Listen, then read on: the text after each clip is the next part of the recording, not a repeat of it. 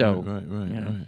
Well, I first of all, I appreciate you sharing about that, and I know that it probably we laugh about a lot of things around here, but that probably wasn't all that funny when you're in dealing with it.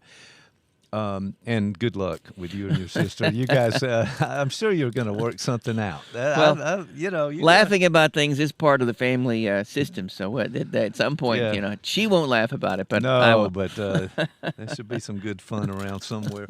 But something you said, just we've got to come back to this, and again, we've got to be brutally honest about how politics in this certain span of 10 years now that we've lived through somehow, and politics on our relationships, because the politics, not only the emotion of it, but okay, a brother and a sister as an example, but and you could extrapolate that to many folks, but I don't think we've ever had this type of impact, the strength of it, which is a negative impact, I would say, that we've had to deal with.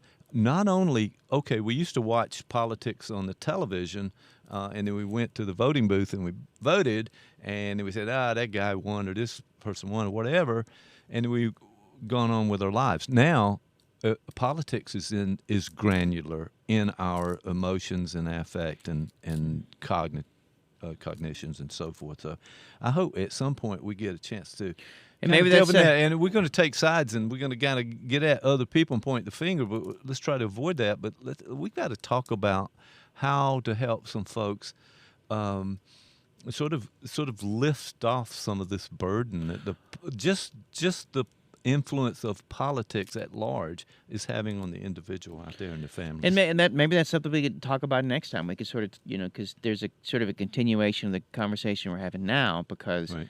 part of, if the data would suggest that there is increased tribalism, so there's less mixing of political views. Like, I suspect, I'm almost positive that when I show up, or my wife, or my brother, that my sister doesn't experience someone who has different political views. And it's the same for me. Like, I don't, I hang out at a university, and even the folks who tend to be conservative are not the same sort of conservative that they're not fundamental Right. Christians typically. They're economically conservative. They're still evil. But I'm kidding. But there's a different flavor. Got it. I love it. Keep going. There's a different flavor, but heartless bastards. But Yeah. So, but so see the jokes got to come in, because you really do have to dial this up when you're talking about these things, because the emotions are behind it and all of the other things that are going on. It's hard not to just kind of, I got to nail him on this one, but because it's nonsensical, and it's stupidity, and it's ignorance, and you should know better. That's what I was told coming up. So why don't you get that somewhere? And that out takes there us in back. America? That is the opposite of granularity, and it's necessary. In a way, the individual who has different politics suddenly becomes the bear. They suddenly become the predator. And so you have a couple of options. You could freeze, run away, but typically in that situation, we're much more apt to fight. We're much more, like in the political discussion with my sister. My response ideally would have been one of, I would have been able to kept my window broad enough to where I could say, okay, right now she's really getting me upset, and I don't like this, and this is uncomfortable. Let's change the subject. Let's move on to something else, And I could have used humor. I could have said, "How about them dogs?" Right. Or or I could have feigned a coma. I've seen siblings actually not stop in that regard. And she might not have. I I don't. kind The of context. I suspect, however, that I don't think that we could have. And Yeah, maybe that's. I'm sorry. I was going to Go jump ahead. in. Go, No, you're jumping. I was just going to say, sometimes back to your cognitive behavioral folks, those bastards, that they can actually, nice. They, I'm totally The cognitive behavioral folks. What Yeah, are they doing? I've forgotten before that. What was what was the topic? All right, well, I'll let it go. Maybe it'll come back to Well, me, and I'll but- cut this out. I won't look foolish on the video. No way. Well, you I'm may. gonna edit this out. There'll only be Too 30 late now. seconds to this thing. But if you What edit were out we the talking? All right, stop the recording. What the hell were we talking? well, maybe the thing we could talk about next time is really sort of like because if this is about how to handle Oh, I know spicy what I was gonna emotions, say. Yeah, I got it finally. so good. Well, how to handle spicy emotions. Maybe the next thing you talk about is how to handle the spicy emotions your politically different relative and/or family member or coworker might generate in you, because politics is spicy. But you had something to say. No, I was going to say that's a great title. A little bit long to get onto a thumbnail for YouTube, but yeah. So it's the aftermath, I think. So, and I mentioned Mike and Bob, and that's where I was going to go because that's a model that he has where you foresee things that have happened. You put yourself into the situation beforehand, and you ask yourself a simple question: what do I want when I walk away from this situation? And you begin to think about it. Now, so my question came from that. The idea that, boy, you got a lot of leftovers when you walk out of that door and get in your car and try to come back from the visit.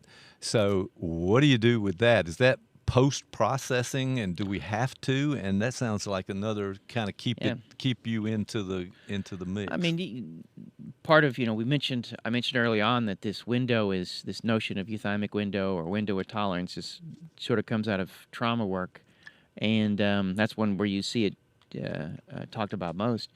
But a family fight is a trauma. It generates, so there are parts that and a legacy too. right. By the way, you've already had. So it's probably the way it's often, that you replay it over in your head. There's a rumination that occurs, and at each turn of the ruminative narrative, the emotions may shift to one of how could they do that to me? They hurt me so much, or I'm going to hurt them back, or I feel so ashamed that I said this, and so there are all these turns.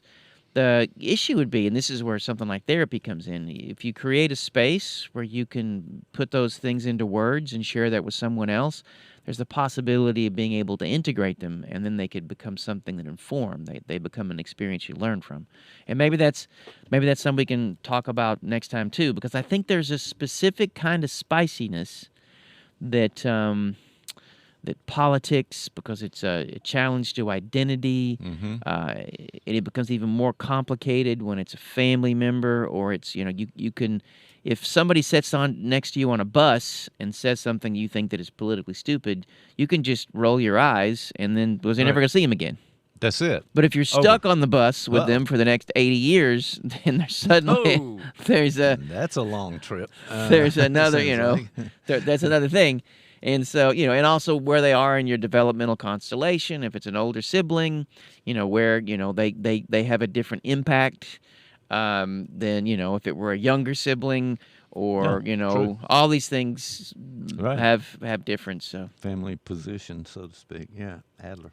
All right. Well, I'm kind of curious about follow up on some of this, and I have some ideas for us to talk about too. I don't know if I need to mention them. On this, mention what is it? Is it it's like a secret, and you'll find out next time. So tune in. That's one of they did that on TV a lot as I was growing up. You have to tune in next week to see what the guy's going to really talk about.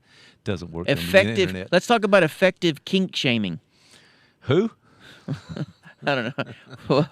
You got some? What are your ideas? What do you think we should talk about? What are you thinking? Well, I was just listening to a podcast, and I don't know. Podcast? Yes, this is a podcast thing. I'm so sorry. I apologize for.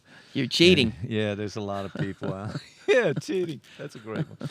All right, Mel Robbins. This is I know Mel Brooks. I know Mel Robbins. Author, New York Times bestseller, wrote "Let Them" theory. Is this? And I just happened to see her with one of the people that I kind of follow, and because they really spit facts and truth out to people, and I was kind of fascinated about her take. Now, her background, I think she was a CNN investigative reporter and all of those kind of things. I don't know much about her, but I just heard this, and it brought up some ideas about and her point was that these people are acting crazy let them.